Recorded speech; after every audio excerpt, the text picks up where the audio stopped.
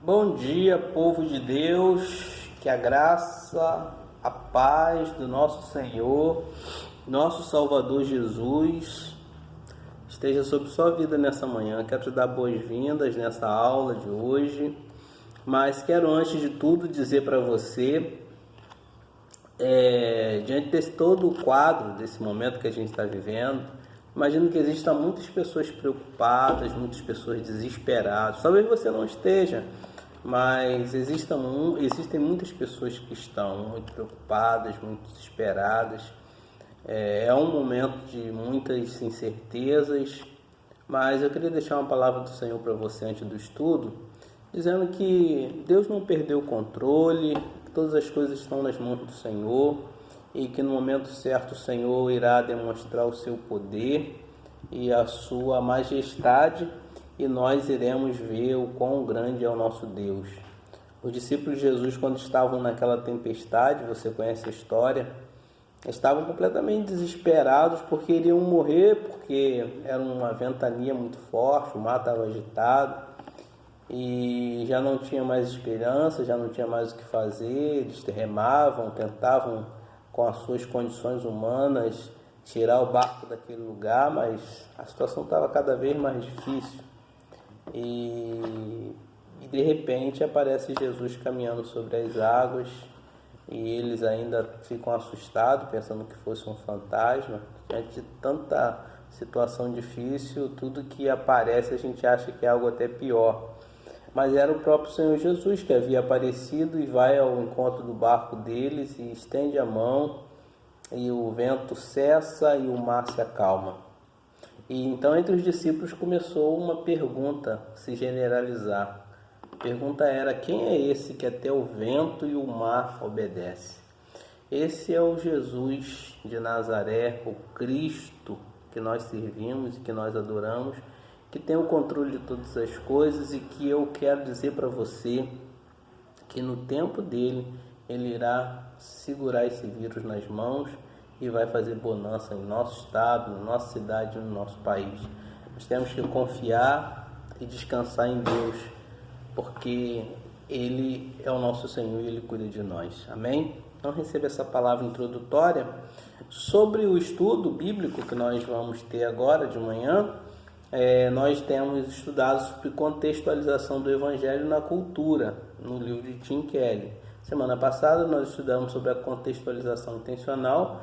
Foi um tema um pouco difícil. Aliás, esses temas da contextualização, ele é difícil. Você precisa ler o estudo várias vezes e assistir os vídeos, que de alguma maneira pode ajudar a clarear. Não é fácil, mas vimos contextualização intencional. Hoje, contextualização equilibrada. Na semana que vem nós vamos ver a contextualização bíblica e na outra semana a contextualização ativa. Então, quando se fala de contextualização equilibrada, o que é isso? O que é um equilíbrio, né? Eu estou mantendo isso aqui em equilíbrio. É você, pensando em Evangelho, contextualizar a verdade do Evangelho ao contexto cultural existente em um povo. É como uma ponte de mão dupla. Então, a primeira coisa que eu gostaria de deixar para você nessa manhã é que a Escritura, a nossa Bíblia que nós temos, ela é autoridade suprema e ela não pode estar errada. Mas o entendimento daquele que explica, daquele que interpretou, esse sim pode ser corrigido. E muitas das vezes o entendimento desse que está falando, né, seja o pastor, seja o missionário, seja a pessoa que está levando a mensagem do Evangelho, ele pode estar equivocado, porque essa pessoa também, ela foi influenciada por diversas culturas, por diferentes pessoas, por diferentes contextos. Então, é nesse quesito que o Tim Keller vai falar que a gente precisa equilibrar a verdade do Evangelho ao contexto cultural existente. E ele fala que é como uma ponte que leva, né, uma metáfora que ele faz, uma ponte que leva e que traz. Ele chega a dizer que quando a gente se aproxima de um texto bíblico, isso é muito importante pensar, nós já vamos com um pré-entendimento do texto. Por quê? Por conta da nossa cultura. A gente abre o texto, a gente às vezes não deixa o texto falar conosco. A gente já fala pelo texto, porque a gente já traz conosco pressupostos, né, preconceitos, pré-entendimentos que atrapalham o verdadeiro sentido do texto bíblico. Então a gente tem que pensar nisso. Temos que pensar também no que ele vai chamar no texto das viseiras culturais. O que é viseira culturais? A gente coloca uma lente cultural para olhar o mundo. É uma ideia de que o nosso mundo é o mundo certo, que a nossa ideia de mundo é a ideia certa, e que as pessoas que estão lá do outro lado da ponte, né, tudo que elas fazem é errado. Então, ele chama isso de viseira cultural. A gente precisa se relacionar com outras culturas para a gente perceber a cultura do outro, né? E a gente muitas vezes não consegue enxergar isso. Um outro problema que vai aparecer no estudo bíblico, que o Tim Keller vai apresentar nessa questão de equilibrar o evangelho e a cultura, é o que eles chamam do cânon dentro do cânon, né? Eu até coloco uma citação aí, uma nota de rodapé explicando o que é o cânon bíblico, né? Que é a régua de medir a organização de todos os textos, mas para muitas pessoas que leem a Bíblia, ela faz uma espécie de cânon dentro do cânon. O que é isso? É como que se você sublinhasse na Bíblia somente aquilo que te interessa e subestimasse aquilo que não importa para você. Então, isso é criar um cânon dentro do cânon. E muitas das vezes, ele vai dizer assim, um dos motivos mais sérios pelos quais nossa compreensão bíblica se torna distorcida é porque nós criamos um cânon dentro do cânon. Se a gente pudesse olhar para a Bíblia sem sublinhar aquilo somente que nós achamos importante para nós, então o texto bíblico falaria muito mais ao nosso coração. Não temos que considerar algumas partes da Bíblia e descartar outras partes da Bíblia. Isso é o que ele chama de cânon dentro do cânon. Você vai encontrar isso aí também no estudo. Ele diz assim: interagir, é uma citação que ele coloca no texto, com diferentes culturas ajuda a retirar as viseiras e pouco a pouco, mas de modo seguro, nos encaminhamos para um cristianismo mais equilibrado. Então, assim, é importante a gente se relacionar com outras culturas para a gente pensar o que eles fazem, o que eles pensam, o que eles comem, o que eles acreditam, e isso vai tirando a nossa viseira cultural. Então, na primeira parte, a gente conclui assim: a ponte então tem de correr nas duas direções. Embora a Bíblia em si não possa ser corrigida por culturas não cristãs, os cristãos, na qualidade de indivíduo e o seu entendimento da Bíblia condicionado pela sua cultura, esse sim pode ser corrigido. Então, essa é a primeira parte desse capítulo. E a segunda parte ele chama de ponte e espiral.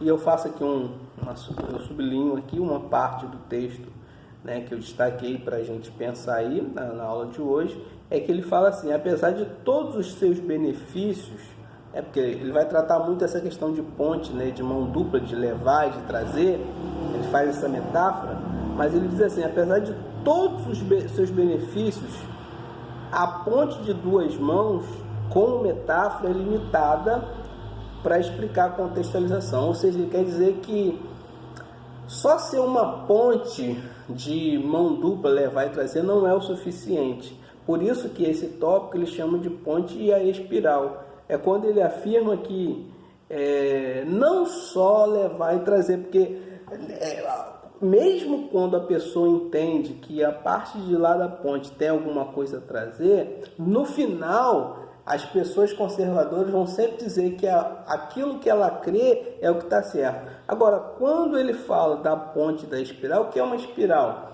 É uma espécie de algo que fica girando. ele diz assim, então a gente está o tempo todo girando no conhecimento e na contextualização. Então não é só mais agora uma ponte que leva e traz, mas é um contínuo movimento de contextualização e de aprendizagem.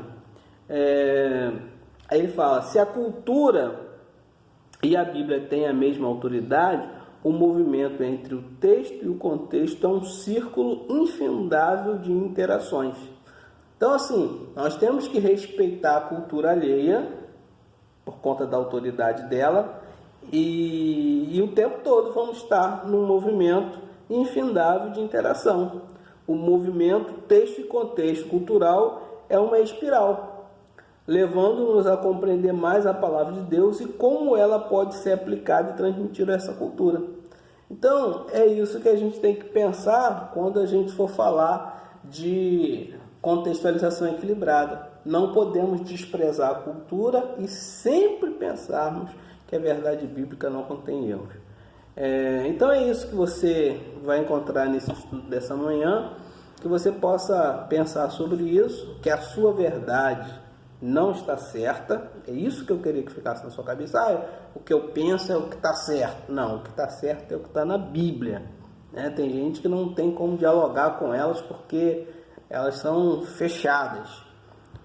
O que está na Bíblia está certo. E aí você tem que pensar. E muitas das vezes, por conta do contexto que você foi formado, até para você entender o contexto bíblico é complicado, porque você já está fechado naquela ideia. Então você não se abre para o contexto bíblico. Então você precisa pensar nessa ideia da espiral, que o tempo todo está girando, para que você possa entender o contexto bíblico. Que você possa pensar nisso, leia uma vez, leia 2 vezes, leia 3 vezes se for necessário o texto, e que você entenda o que Deus quer para a tua vida e que o Evangelho seja equilibrado na sua cabeça, em nome de Jesus. Deus te abençoe.